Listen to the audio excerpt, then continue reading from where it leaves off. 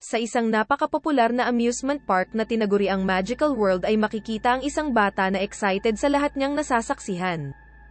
Ang tagal pinangarap ni Isabel na marating ang lugar na ito. Sa wakas ay andito na siya at ang kanyang pamilya.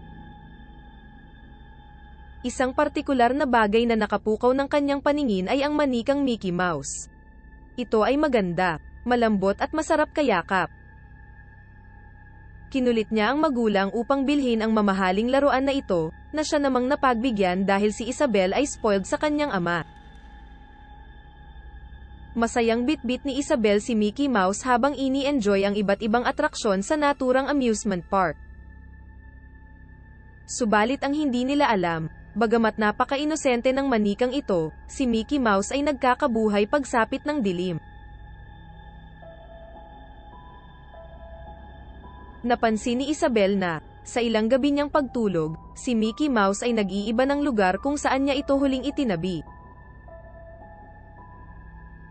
Bukod dito ay isa-isa ring nawawala ang kanyang mga laruan. Isang gabi, naisipan ni Isabel na itabi sa pagtulog ang kanyang pusang si Penguin.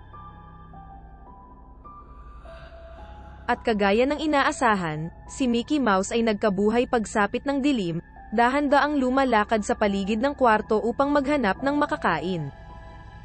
Nakita ni Mickey Mouse si Penguin habang ito ay payapang natutulog sa tabi ni Isabel. Lumabas ang matatalim na ngipin ni Mickey Mouse at marahan itong lumapit sa dalawang natutulog.